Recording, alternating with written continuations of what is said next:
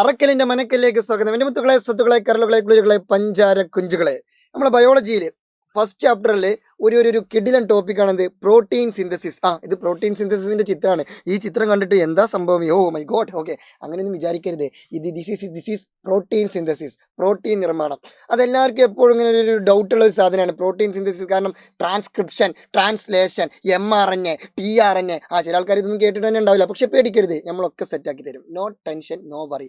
പിന്നെ എന്തിനാമത്തെ ചേട്ടൻ ജയിച്ചിരിക്കുന്നത്, ഞാൻ പറഞ്ഞു തരും. ഓക്കെ, അപ്പോൾ നമ്മൾ എന്ത് ചെയ്യുക, പ്രോട്ടീൻ സിന്തസിസിനെ കുറിച്ച് ഡീറ്റെയിൽ ആയിട്ട് സംസാരിക്കാം. അപ്പോൾ ആദ്യം ചുമ്മാ ഇത്ര കാര്യം മനസ്സിലാക്കുക. ഈ ചിത്രം നിങ്ങൾ മെയിൻ ചെയ്യേണ്ടതാ. ഈ ചിത്രമൊക്കെ കണ്ടാൽ ചിലപ്പോൾ നിങ്ങൾക്ക് തന്നെ പിരാന്താവും, എനിക്ക് തന്നെ പിരാന്താവുണ്ട്. ഓക്കെ, അപ്പോൾ അതുകൊണ്ട് അതേ നമ്മൾ മെയിൻ ചെയ്യേണ്ട. പോട്ടെ പോ. ഓക്കെ, അതിന് നമ്മൾ ഒഴിവാക്കി, ഒഴിവാക്കി. ഇനി കേട്ടോ.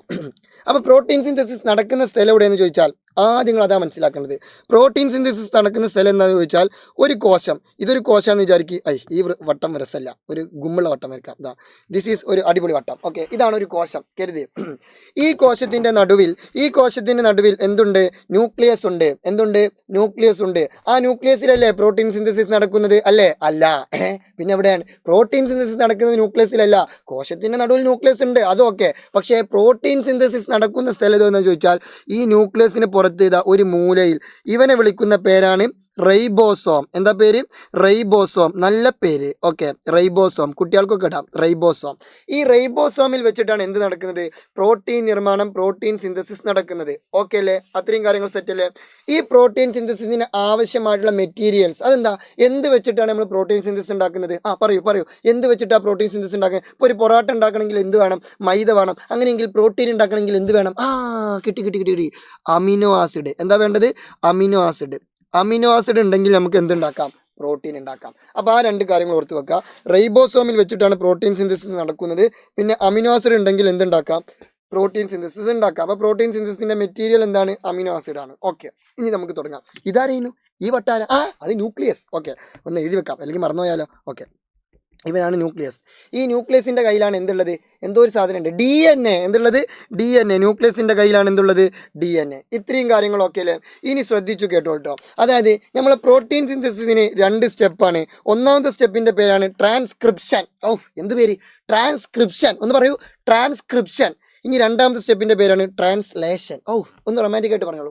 Transcription, translation.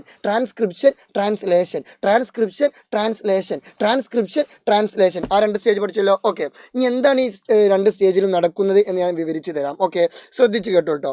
എന്താണ് ട്രാൻസ്ക്രിപ്ഷനിൽ നടക്കുന്നത്, എന്താണ് ട്രാൻസ്ലേഷനിൽ നടക്കുന്നത്? ശ്രദ്ധിച്ചോളൂ സുഹൃത്തുക്കളെ.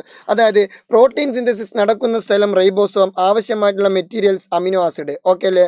എന്നാൽ ഇനി കേട്ടോളൂ. അതായത് ന്യൂക്ലിയസിൻ്റെ ഉള്ളിലാണ് ആരുള്ളത്? DNA ഉള്ളത്. ഇതൊരു കോശമാണ്. അത്രയും കാര്യങ്ങൾ സെറ്റാണ്. ഇനി ശ്രദ്ധിച്ചോട്ടോ.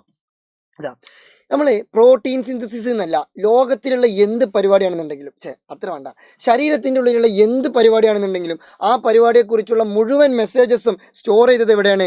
DNA-ക്കകത്താണ്. എവിടെയാണ്? DNA-ക്കകത്താണ്. അതായത് ഇപ്പോൾ ഈ പരിപാടി ഇങ്ങനെ നടക്കണം, ഇങ്ങനെ നടക്കരുത്, അങ്ങനെ നടന്നാൽ മതി, അങ്ങനെയുള്ള എല്ലാവിധ കാര്യങ്ങളും എവിടെ സ്റ്റോർ ചെയ്തിട്ടുണ്ടാവുക? DNA-യിൽ. അപ്പോൾ സ്വാഭാവികമായിട്ടും പ്രോട്ടീൻ സിന്തസിസ് ഇങ്ങനെ നടക്കണം, ഇങ്ങനെ നടക്കരുത്, പ്രോട്ടീൻ സിന്തസിന് ആവശ്യമായിട്ടുള്ള മെറ്റീരിയൽസ് ഇതാണ്, പ്രോട്ടീൻ സിന്തസിസ് നടക്കുമ്പോൾ ഇങ്ങനെയുള്ള കാര്യങ്ങളൊക്കെ ശ്രദ്ധിക്കണം, അങ്ങനെയുള്ള കാര്യങ്ങളൊന്നും ശ്രദ്ധിക്കാൻ പാടില്ല, അങ്ങനെയുള്ള എല്ലാവിധ നൂലാമാലകളൊക്കെ പറഞ്ഞു കൊടുക്കുന്നത് ആരാണ്? ഈ DNA ആണ്. അപ്പോൾ മെസ്സേജസ് എവിടെയുള്ളത്? DNA-ൻ്റെ അടുത്താണുള്ളത്. DNA എവിടെയുള്ളത്? ന്യൂക്ലിയസിൻ്റെ ഉള്ളിലാണുള്ളത്. പക്ഷേ പരിപാടി എവിടെ നടക്കുന്നത്? റൈബോസോമിലാണ് നടക്കുന്നത്. അപ്പോൾ ഈ മെസ്സേജസ് ഈ DNA-ൻ്റെ അടുത്ത് നിന്ന് എങ്ങോട്ട് എത്തിക്കണം? ഈ റൈബോസോമിലേക്ക് എത്തിക്കണ്ടേ? ഈ മെസ്സേജസ് DNA-ൻ്റെ അടുത്ത് നിന്ന് എവിടേക്ക് എത്തിക്കണം? റൈബോസോമിലേക്ക് എത്തിക്കണം. ആരെത്തിക്കും? പിന്നെ എന്തിനാ മുത്തേ ചേട്ടൻ ജീവിച്ചിരിക്കുന്നേ? ഞാൻ എത്തിക്കും. ആരായി ഞാൻ? mRNA. ആരാണ്? mRNA. ഈ DNA-ൻ്റെ അടുത്ത് നിന്ന് മെസ്സേജസ് ന്യൂക്ലിയസിൻ്റെ ഉള്ളിലുള്ള DNA-ൻ്റെ അടുത്ത് നിന്ന് മെസ്സേജസ് റൈബോസോമിൽ എത്തിക്കുന്ന അവൻക്കു പേര് mRNA. അവൻ്റെ ഫുൾ പേര് മെസ്സഞ്ചർ RNA.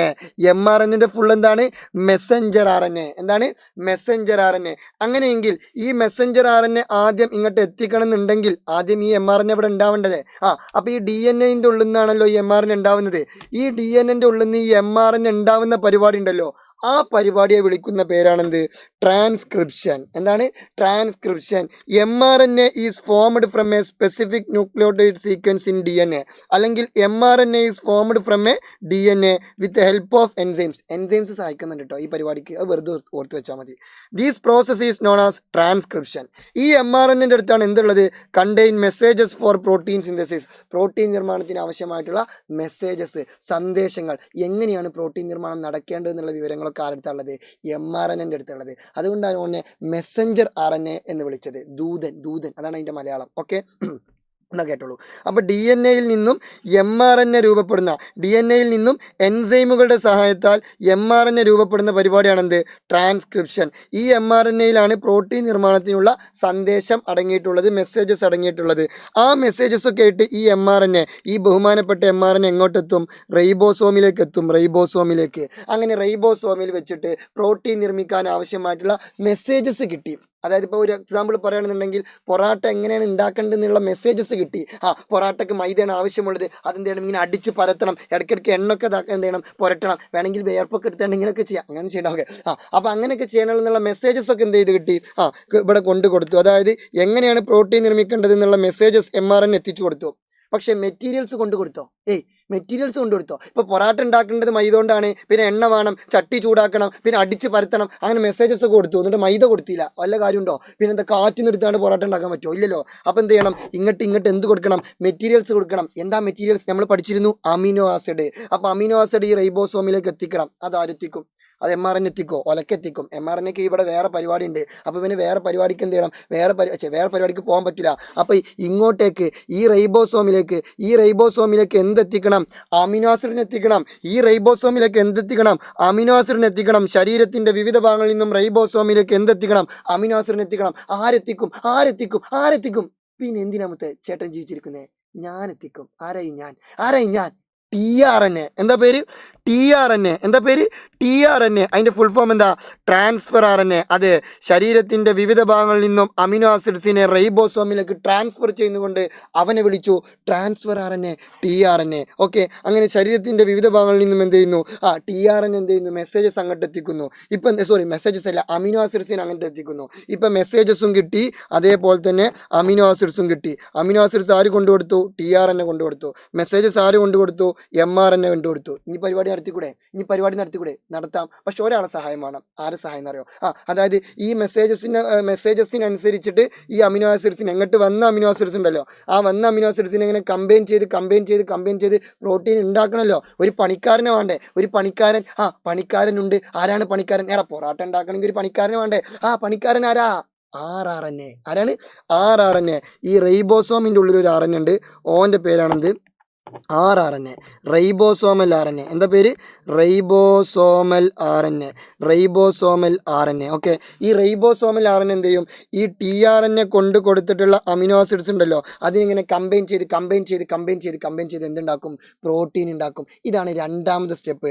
ആ സ്റ്റെപ്പിനെ വിളിക്കുന്ന പേരാണ് translation. tRNA carry specific amino acid to the ribosome based on the messages in mRNA സന്ദേശം അനുസരിച്ചിട്ട് tRNA എന്ത് ചെയ്യും? പല അമിനോ ആസിഡ്സിനെ എങ്ങോട്ട് എത്തിക്കും? ന്യൂക്ലിയസിൽ നിന്നും റൈബോസോമിലെത്തിയ mRNA സന്ദേശം അനുസരിച്ച് tRNA അമിനോ ആസിഡുകളെ എങ്ങോട്ടെത്തിക്കും? റൈബോസോമിലെത്തിക്കും. എന്നിട്ട് ആ അമിനോ ആസിഡുകളെ റൈബോസോമിന്റെ ഭാഗമായ rRNA, rRNA അവരെന്ത് ചെയ്യും? ആ അമിനോ ആസിഡുകളെ കൂട്ടിച്ചേർത്ത് പ്രോട്ടീൻ നിർമ്മിക്കും. അപ്പോൾ ഇതാണെന്ത്? Second step. ഈ അമിനോ ആസിഡ്സിനെ എന്ത് ചെയ്യുന്നു? rRNA എന്ത് ചെയ്യുന്നു? Combine amino acids to make protein ഉണ്ടാക്കാൻ വേണ്ടിയിട്ട് അവരെന്ത് ചെയ്യുന്നു? കമ്പൈൻ ചെയ്യുന്നു. അപ്പോൾ ഒന്നാമത്തെ സ്റ്റെപ്പിൽ എന്തുണ്ടായി? DNA നിന്നും mRNA ഉണ്ടായി. എന്നിട്ട് ആ mRNA മെസ്സേജ് അങ്ങോട്ട് കൊണ്ടെത്തിച്ചു. ഇനി രണ്ടാമത്തെ സ്റ്റെപ്പിൽ എന്ത് ചെയ്യുന്നു?